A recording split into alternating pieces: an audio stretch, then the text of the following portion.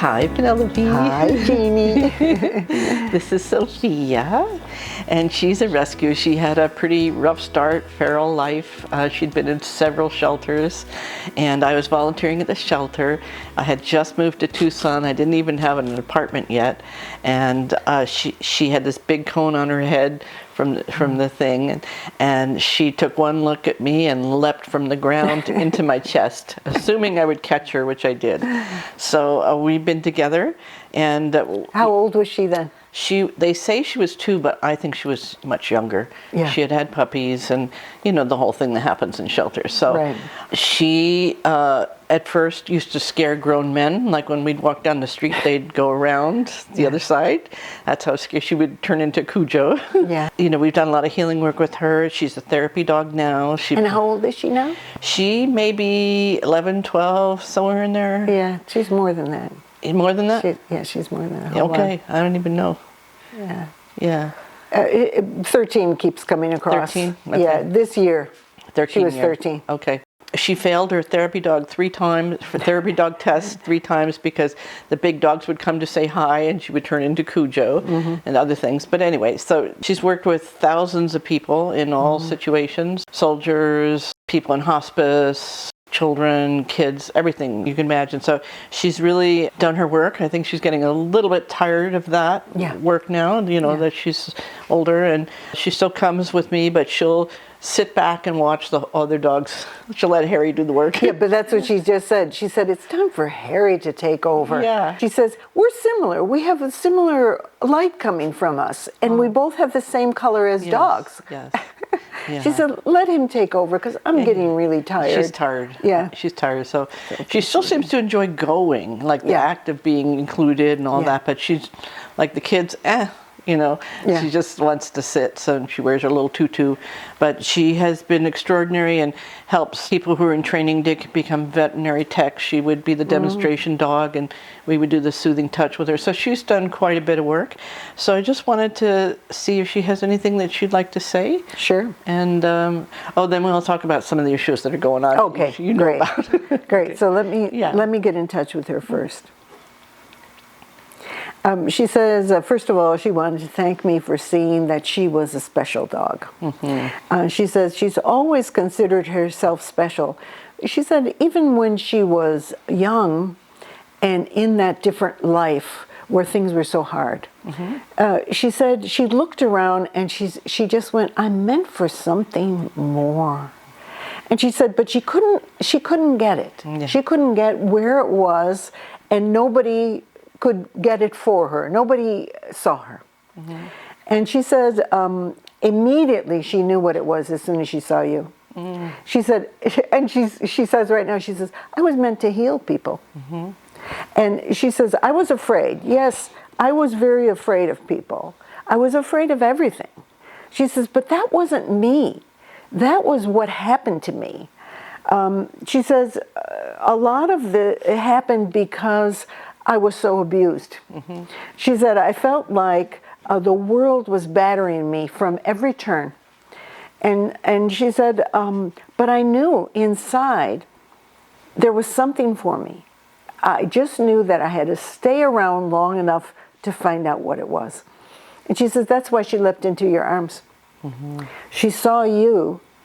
She recognized you as beings that had been together, and she said, and you're the one. You're the one that I'm going to do the work with. And she said, when you said about failing, I never failed anything. What happened was the stuff that I went through was coming out. Yes. She said, and it was kind of at that time, because I was in a safe place, it was very to the fore. It was very forward. I couldn't stop it. It was just coming out and wouldn't stop. And so I knew that I would get through it. I knew that eventually I would get through it. She said, but when impulses like that happen, when you feel the hurt so much, she said she would just kind of detach from her body, and the body would kind of just go into what you called Cujo mode. And she really wasn't there. And she didn't know how to handle it.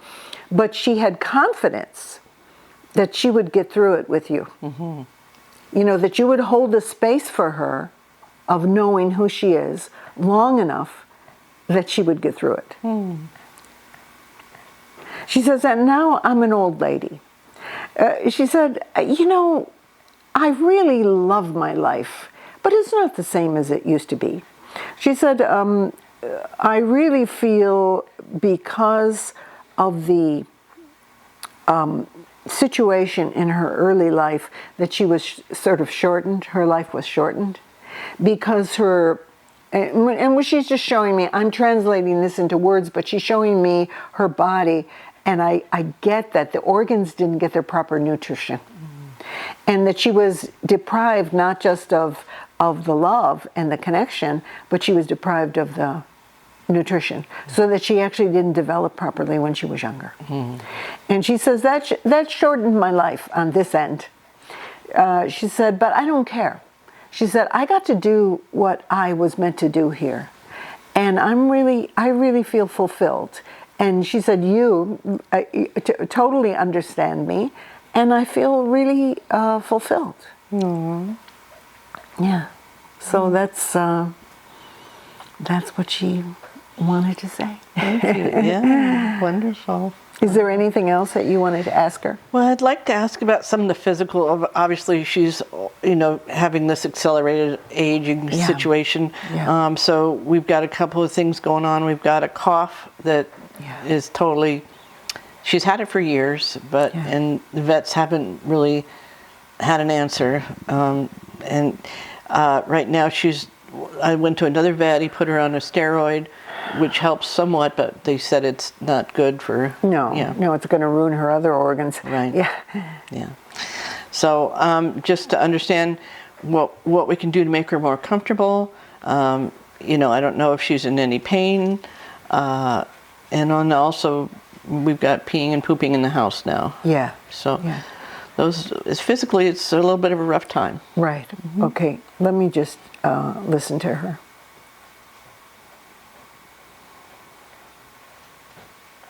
She said, this is a little bit like the beginning of my life.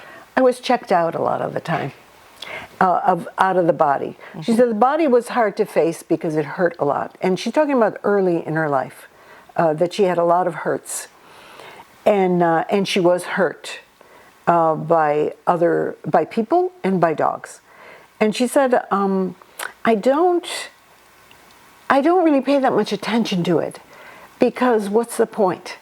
She says, the good things are there still. The love is still there. I still feel like I've fulfilled my mission in life, but I don't know what to do with this body. It's just kind of doing what it's doing. It's kind of falling apart. So let me ask her what could help her. She said, I really love it when you just hold your hands on me. Not petting her, but just holding your hands on her. She said, I feel a warmth like you're doing now. She says, I feel a warmth go through my body. It soothes me greatly. I don't feel like we can reverse what has happened. It was part of my path.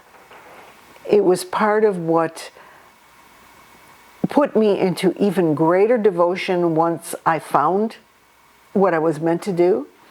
She says, it's part of what's going to help me to let go. She said, I don't really think of healing like stopping the condition. I feel like I've done what I was meant to do. And she said, if you can give me this soothing warmth every day, and she says, as often as possible, it feels really good. And again, not the petting, it's the healing energy she feels from you. She says, and don't worry about the body. Don't think like you're going to fix it. It's not really fixable. She says, it was destined. You know, she was destined to be damaged, her body, when she was younger. It helped her to be strong. It helped her to keep looking, you know, at what this was that she was supposed to do. And she said, and she found it, and she did it, despite all the obstacles. And she says, well, why do you want to fix me now? I've done it. I've done everything I was ever meant to do. She says, I know it's difficult. I don't know when I'm going to pee. I don't know when I'm going to poop. It just comes out of me. And I don't remember even that I've done it. So, and she says, there's no point. She shows me also that your healing energy is very soft. It's very soothing. And she says that's what she needs right now, is a feeling of being soothed. She says, I don't want any of the energy that's going to try to change anything. And she shows me, don't even bother trying to fix me. She says, just give me the things that soothe me. She says, I'm not so much into physical things anymore. You know, she says, yeah, I eat. Yeah, I do those things. But really, the most important thing to me always has been the connection with you. And that's what she has. So, you know, again, people always are oriented to death is a bad thing. And healing, we must heal. Heal means fix. And she really gives it clearly that healing is about continuing the beautiful connection. And that's what she wants from you. So she says, this means a lot to me. And she looked at me and she said, thank you for understanding. And she says, I'm done. I'm done talking. I've said what I wanted to say. She says, I'm glad you understand me. Yeah, you're a sweetheart. You're beautiful. And I just, oh God, so beautiful. And she's just showing me the softest, gentlest lovingness, light emanating from her. And really, you know, that's all that matters. People get so hung up on making things right, fixing things, but sometimes things aren't fixable. Yeah. You know, we want to do the best for them. Oh, and you asked about the discomfort and the pain. She says, pretty much, I don't feel my body much anymore. I just, when it starts to feel uncomfortable, I just lift out of it. She knows how to do that. She said, I learned that early on. When things got bad, you just lift out. Yeah. And she said, that's what I do now. And she said, the only thing that really brings me back are the comforts. Yeah. She said, food is a comfort, and you are a comfort. And she said, it brings me back, but it brings me back into the gentle, warm place. And she says, I don't really want to feel the rest. There's no point. And she says, and don't worry about me. I'm going to have a very peaceful death. You won't have to worry. And if I need help, I know you're going to ask that. She says, if I need help, I'll let you know. And she says, you always get me. You always understand me. So there's no problem. I feel very fulfilled.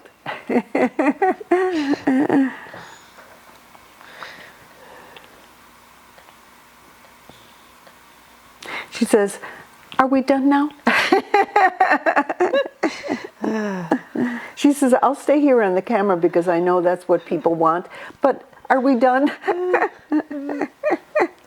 She says, I love you and that's all that matters. Yeah. Yeah, it's very beautiful.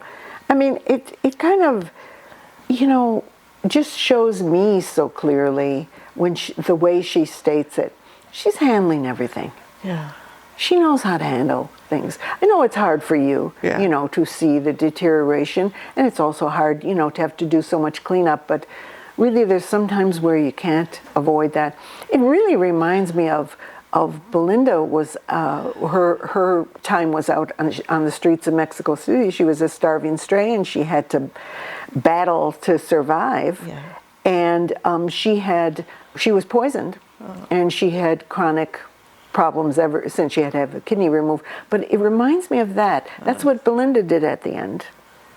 It reminds me of that. She pretty much couldn't control anything. So she just went out and then she said, okay, I'm done. I'm done handling this body. I'm done. And she left. Yeah. You know, we had it with some help, but she left. So anyway, she's very happy now. Okay. You know, not again like human analytical definition of happiness, but this is the real happiness. Yeah. You are so sweet. Yeah, and so true. Thank you for teaching us. I really appreciate that. Thank you for your teaching. Because everybody needs to know what is real in this world, and you're showing us. Yeah.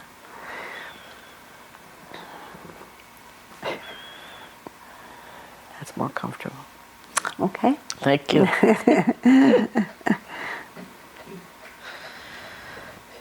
Phew. Very moving. Yes. It's very, very, very moving. To feel the depth of these souls, particularly when they're at this stage that they've lived the life that they really wanted, but they've gone through a lot of hardship. Yeah. We can all identify with that. Oh, yeah.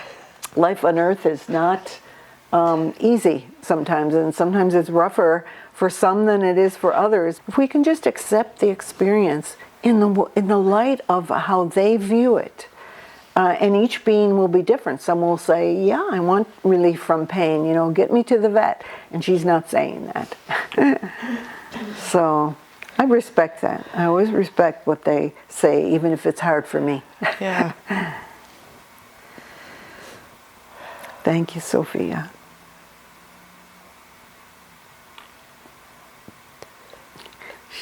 Even as she's nodding, she says, I've lived a very good life.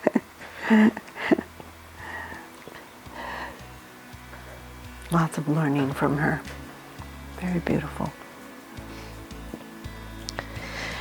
Oh, thank you. Thank you, Sophia.